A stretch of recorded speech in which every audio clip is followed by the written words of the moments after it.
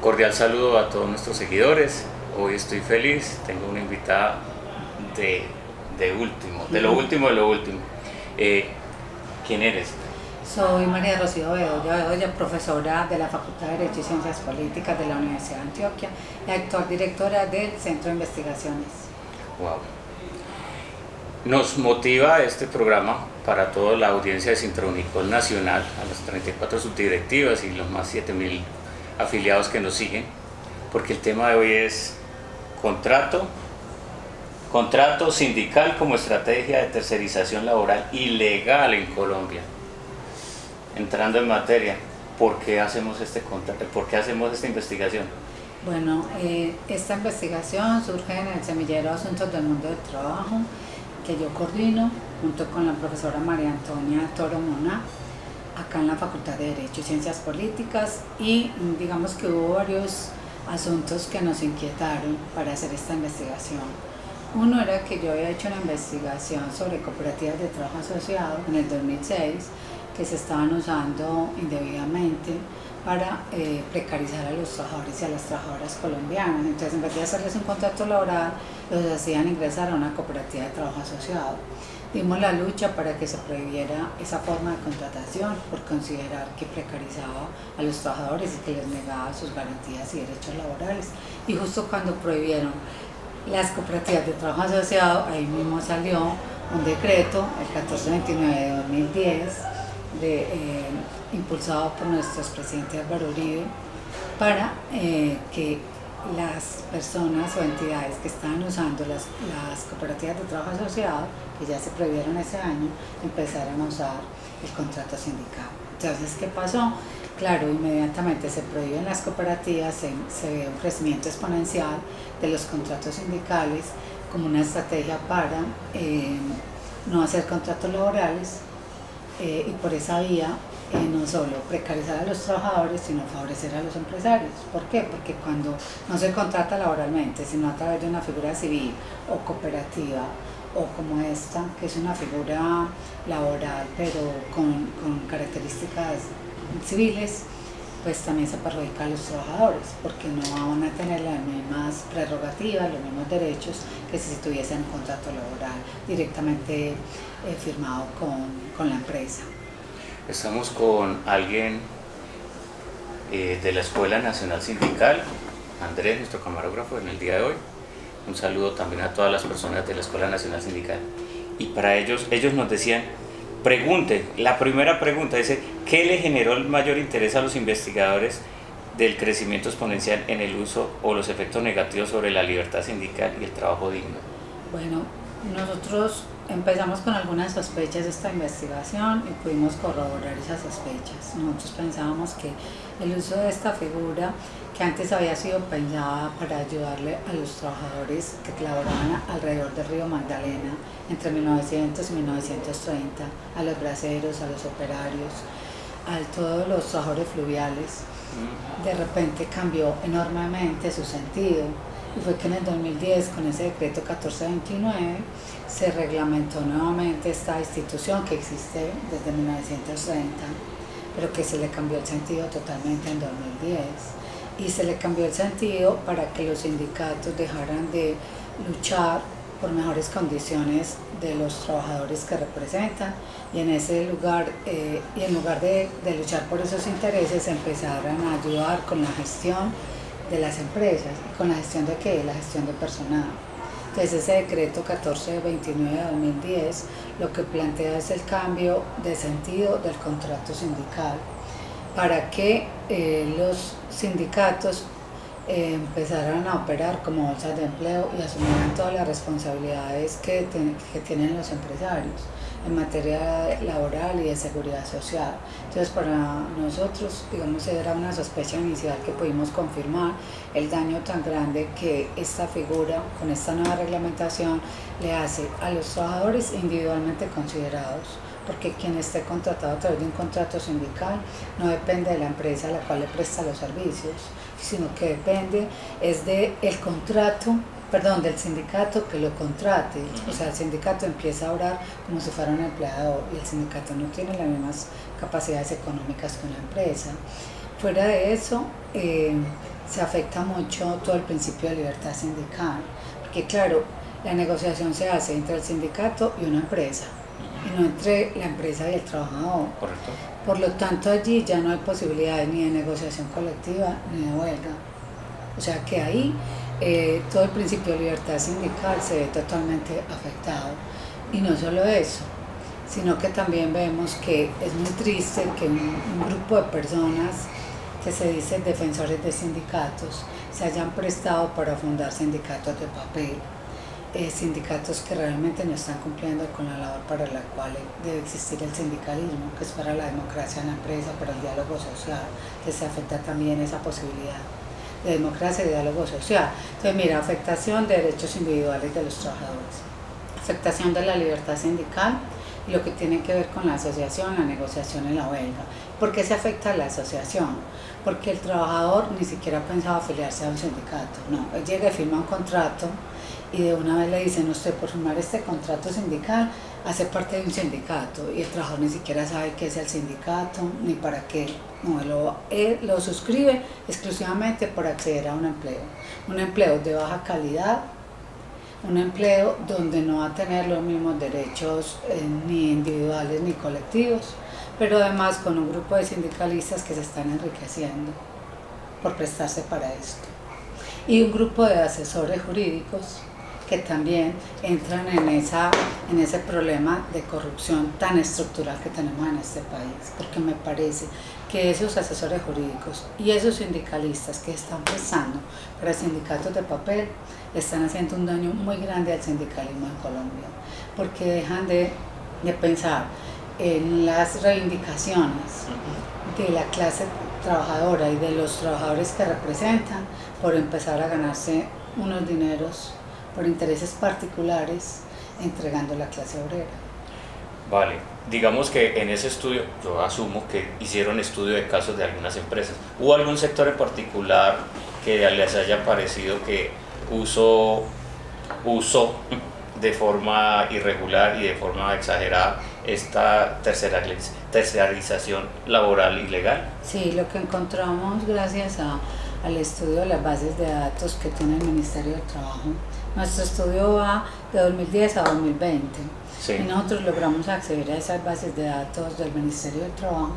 Fue muy interesante darnos cuenta todos los sindicatos, los contratos sindicales que se suscribieron en ese periodo de 2010, 9.702 sindicatos, cuando en el periodo de 1950 a 2010 la figura entró en desuso, porque el sentido era otro. Sí, claro. Pero apenas se le cambió el sentido, inmediatamente creció exponencialmente el uso del contrato sindical, 9.702, el 93% en el sector salud. Es decir, que en el sector salud público, sí, el empleador es el Estado. Sí. Las EPS y las IPS. Sí, claro. Bueno, ahí está el 93%, pero en el sector privado encontramos que una de las empresas que más hace uso de esta figura es Leonisa. Y está aquí, fundamentado y sustentado lo que encontramos, porque claro, hicimos allí entrevistas, grupos focales, tanto con el sindicato que está vinculado directamente con la empresa, que es Intratextil, que son los que representan a los trabajadores vinculados directamente a través del contrato laboral, como con Sintracontexa, que son los que están contratados a través del contrato sindical. Y ahí encontramos diferencias abismales en materia de salario, en materia de prestaciones sociales. Incluso Sintracontexa es un sindicato que terminó defendiendo lo que hace Leonisa y diciendo que trabajan para la empresa y no para el sindicato. Wow. O sea que han incorporado totalmente esa nueva visión propuesta por el contrato sindical, a diferencia de Intratextil, que es un sindicato más reivindicatorio de los derechos de los trabajadores y las trabajadoras, y también un sindicato más clasista y más solidario con la clase trabajadora, mientras que uno encuentra que en las entrevistas que hicimos a las, sobre todo mujeres, que laboran a través del contrato sindical en Sintracontexa, hacen una defensa total de la empresa, están en contra de lo que hace el sindicato de Intratextil, y lo que pudimos ver es como una reconfiguración muy fuerte de estas trabajadoras desde el punto de vista político, ideológico y de lo que significa la lucha de los trabajadores. Están totalmente alineadas con la idea propuesta en ese decreto 1429 de que ya los trabajadores no deben defender sus derechos sino los derechos de la empresa. Ah, caramba, ya hablamos de dos actores, ¿ok? Estaríamos los trabajadores y las empresas. El Estado. ¿Cuál es el rol del Estado, digamos, en el tiempo de la muestra de estudio? Pues ahí nosotros criticamos fuertemente el papel que está jugando el Estado con el uso que está haciendo del contrato sindical, sobre todo en el sector salud. Nosotros encontramos que por el proceso de privatización que ha surgido la salud en Colombia a través de la Ley 100, pues eso le dio cabida a muchas EPS, empresas prestadoras de la salud que son privadas, pero hay muchas que son del sector público. En el sector público encontramos que el 93% de los empleados son contratados por el contrato sindical, médicos, enfermeras. En el sector privado también encontramos un porcentaje. Y nos parece muy grave que el Estado se esté prestando para profundizar la tercerización laboral de los trabajadores, y además de una manera ilegal. ¿Por qué decimos que es ilegal? Porque estos trabajadores están siendo contratados para realizar actividades misionales de la empresa, que por lo tanto deberían ser contratados a través de un contrato laboral.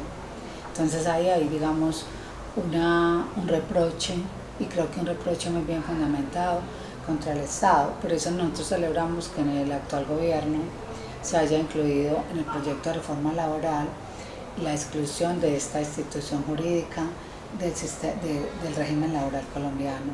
Desafortunadamente, eso que aparecía como una propuesta en el primer texto de reforma laboral no se aprobó en el texto que se firmó en junio de este año de la reforma laboral, pero frente a la insistencia de muchos laboralistas que vemos en esta figura una forma ilegal de precarizar a los trabajadores, recientemente se han presentado dos proyectos de ley muy interesantes. Uno por parte del Pacto Histórico en este mes precisamente, firmado por la representante Mafe Carrascal y Mondragón y otros senadores del Pacto Histórico, sí, donde se prohíbe la institución del contrato sindical por considerar que está vulnerando la Constitución política, pero también el convenio 98 de OIT.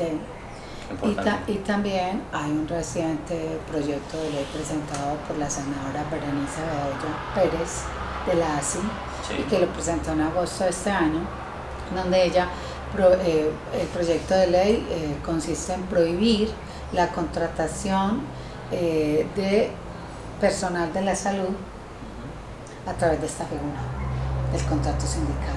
Entonces creemos que este es un tema absolutamente relevante hoy en la coyuntura, que en nuestra investigación incluso está citada en la exposición de motivos de estos proyectos de ley, porque es una investigación seria, fundamentada en bases de datos del Ministerio, fundamentada en la voz de los mismos personas que están sufriendo este contrato, porque hicimos grupo focal con Sintracontexa, con Sintratextil, con médicos y enfermeras del sector salud que están padeciendo este contrato, y eso le da bastante peso, bastante solidez, digamos, a las peticiones que hacen los trabajadores que padecen esta figura, pero también los proyectos de ley que en este momento se están impulsando en el Congreso. Es decir, no es un asunto que nos estamos inventando, es un asunto que está bien fundamentado, y que acá en este libro, que los invito a quienes están viendo esta entrevista a que lo lean, a que lo compren, a que nos acompañen el 17 de septiembre, que vamos a hacer su lanzamiento a las 2 de la tarde en Confiar, que participen de esta conversación que vamos a tener, porque nos parece que es un tema muy relevante, que está completamente al orden del día, que está en la coyuntura actual, y que además está soportado por una investigación seria y rigurosa, en la que no solamente hacemos análisis cualitativos por las voces de los mismos afectados, sino análisis cuantitativos con las bases de datos del Ministerio del Trabajo. Yo soy estadístico. Entonces esto me parece genial, y en particular porque, digamos, al ser de una agremiación sindical, Sintronicol, aúna a muchas subdirectivas a nivel nacional, en este caso 34, y unidos con la Escuela Nacional Sindical tenemos un público mayor. Entonces tengo dos preguntas. Una del libro. ¿Nosotros podríamos hacer el seguimiento del lanzamiento o solamente va a ser en presencial? O sea, si alguien de Nariño, Mocoa, Amazonas, San Andrés, Arauca... Tenemos una dificultad, y es que yo sí quería proponer que fuera un evento mixto, ¿cierto? Híbrido, para que otras personas de otras regiones nos pudieran escuchar, pero tengo entendido que hay dificultades en el lugar donde se va a hacer el lanzamiento con el tema de la conectividad. Nos pidieron que lleváramos nuestros computadores, nuestros celulares. Okay. No sé qué se podrá hacer con esos recursos propios que tenemos, pero que allá hay dificultad con la conectividad. Yo hasta había pensado que podríamos comprar datos y utilizar nuestros propios computadores y nuestro propio celular para intentar hacer alguna transmisión. No sé si ustedes nos puedan ayudar en eso, pero tenemos dificultades pues porque nos dijeron Usted es una buena negociadora. Que allá habían dificultades y yo dije, no, pero hay que llevar datos y utilizar todo lo que podamos, no, nuestros claro propios computadores, nuestros propios celulares. Es un compromiso acompañarlos ese día. Exacto. Y la otra pregunta, si es del orden, digamos, ya de la entrevista, es ¿qué vías jurídicas o qué herramientas legales pueden utilizar los sindicatos para oponerse al contrato sindical? Bueno, aparte de estos esfuerzos que se están haciendo desde el gobierno actual del cambio, sí, que me parecen muy importantes, esos dos proyectos de ley que ya están muy recientes en el Congreso, uno es de agosto, otro es de septiembre. Desde el punto de vista de la academia, y una academia crítica como es la Universidad de Antioquia, nosotros hemos propuesto varias acciones. Por un lado, pues una acción de inconstitucionalidad, porque consideramos que la manera como estos sindicatos de papel están vulnerando el principio de libertad sindical es contrario al artículo 38 de la Constitución Política, pero también al artículo 2 del Convenio 98 de OIT. Y eso implica que se pueden hacer algunas acciones jurídicas.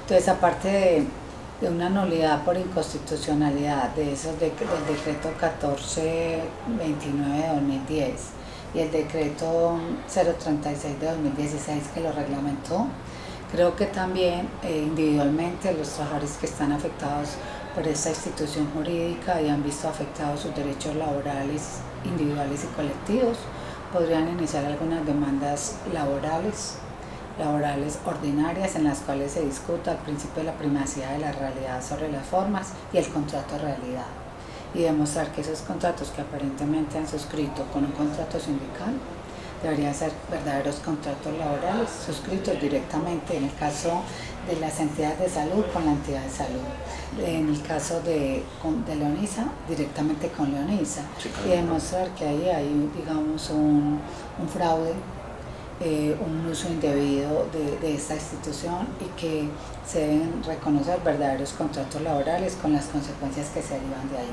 es decir, con el reconocimiento de salarios, prestaciones sociales y prestaciones de salud, donde respondan solidariamente la empresa beneficiaria, sí, el sindicato que se prestó para eso, y donde además yo creo que también habrían posibilidades de acciones penales contra esos dirigentes sindicales que se han prestado para hacer estas acciones que a mi juicio son indebidas y son fraudulentas, sí, porque claro, ocultan tras de sí una relación laboral. Ahora, obviamente que es más difícil porque está ese decreto 14, yo creo que hay que demandar ese decreto 1429 de 2010, sí, ese decreto reglamentario, pero individualmente los trabajadores pueden demostrar que claramente hay una solidaridad en la relación contractual y que quien debe responder no es solamente el sindicato, sino la empresa que se beneficia con sus servicios, porque efectivamente el sindicato no tiene plata, el sindicato está dependiendo económicamente de la empresa que utiliza esta forma de contratación laboral para ahorrar costos laborales, pero también para destruir los sindicatos. Voy a hacer unas preguntas, si usted me lo permite, de otro orden, pero va a aterrizar acá este libro. El horizonte del sindicalismo en Colombia, si se prestó para esto, si creció de forma exponencial, comillas exponencial, si estamos desagregados, ¿cuál es el horizonte? ¿Cuál es el fin último si seguimos estas sendas, digamos, fraudulentas y en cierta manera proclives no a defender, sino de pronto a acosar laboralmente. Bueno, lo primero que quiero precisar es que no todos los dirigentes sindicales Sí, claro. se han prestado para hacer este uso indebido del contrato sindical, ¿cierto? Para utilizar el contrato sindical para precarizar a los trabajadores. Son algunos, ¿cierto? Sí. Eso hay que precisarlo porque, claro. Porque incluso nosotros en la investigación entrevistamos varios dirigentes sindicales que rechazaban completamente el contrato sindical y son dirigentes sindicales que están afiliados Nicola ha manifestado oposición directa mientras que no ha encontrado otras centrales como la CTC que han defendido esta institución. O sea, ahí hay unas diferencias entre sindicalistas que también tienen que ver con posturas políticas e ideológicas. Eso es una precisión importante. Yo qué diría frente al futuro de ese sindicalismo. Yo creo que el sindicalismo que sigue defendiendo las causas de los trabajadores, que sigue defendiendo una visión clasista, una visión reivindicativa, una visión de la solidaridad, debe organizarse mejor, debe capacitarse permanentemente, debe hacer una acción colectiva decidida en contra de ese otro sindicalismo que está tomando mucha fuerza en el país. Porque yo creo que se ha ido quedando muy pasivo. O sea, yo me quedaba muy sorprendida de ver cómo ese sindicalismo que defiende el contrato sindical está tomando tanta fuerza. Vimos incluso en YouTube a las trabajadoras de Sintra Contexa con una camiseta diciendo yo defiendo la empresa, yo no defiendo el sindicato.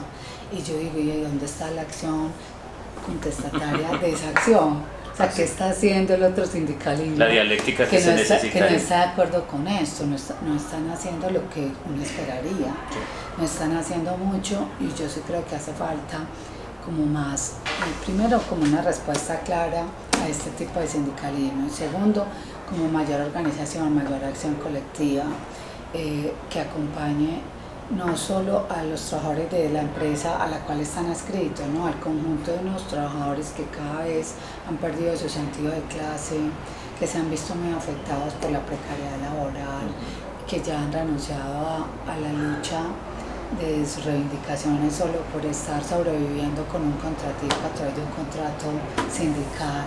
Yo digo, ¿dónde están esos otros dirigentes sindicales que son conscientes que tienen un contrato laboral indefinido, acompañando a estos otros que han perdido su sentido de clase? Que hoy, incluso en el último capítulo de este libro, hablamos del tránsito del proletariado al precariado. Este es un artículo, este es un capítulo que yo creo que debemos leer, del proletariado al precariado, o de cómo las cosas tienden a empeorar para la clase trabajadora. Es un capítulo muy bonito y muy triste también, porque muestra cómo la precariedad afecta toda la vida individual y colectiva de un trabajador, cómo lo vuelve una persona dócil, una persona que solo está reclamando sus intereses individuales, pero que se olvidó de los intereses de su clase, una persona que se le cambia incluso el carácter, se corroe el carácter de la persona, porque se vuelve miedosa, se vuelve deshumanizada. Son personas que su experiencia emocional también cambia, porque se vuelven demasiado obedientes, solo por tratar de rescatar lo más inmediato, que es un empleo, aunque sea un empleo de muy baja calidad. Ahí hay mucho que hacer, y yo diría que es un llamado que le haría hoy al sindicalismo clasista, reivindicativo y solidario. ¿Dónde están esos dirigentes sindicales con conciencia de clase, ayudando a que estas personas que están precarizadas y que han perdido esa conciencia de clase por esos niveles tan bajos que tienen de contratación, porque lo único que hoy tienen es los alientos para defender un ingreso aunque sea de baja calidad, ayudando a que estas personas adquieran su sentido de clase, a que vuelvan otra vez a creer en que es importante el sindicalismo y que es importante organizarnos para una acción colectiva.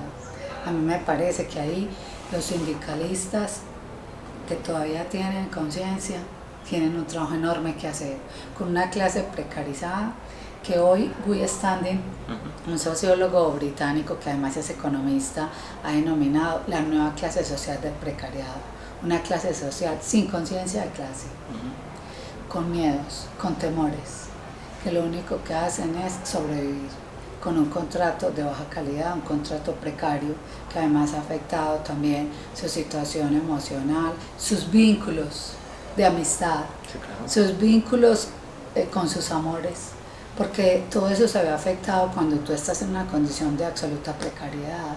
Lo que te mueve es el miedo, lo que te mueve es el temor.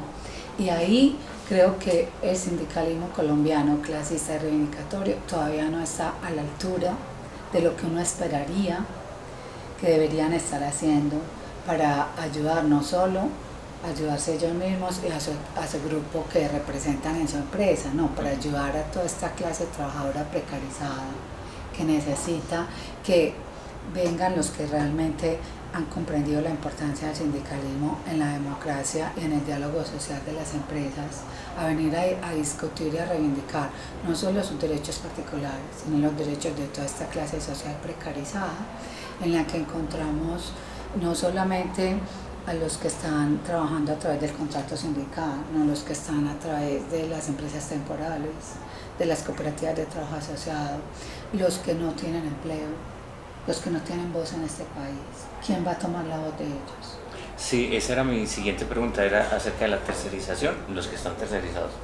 La precarización, que podría estar excluidos de la tercerización.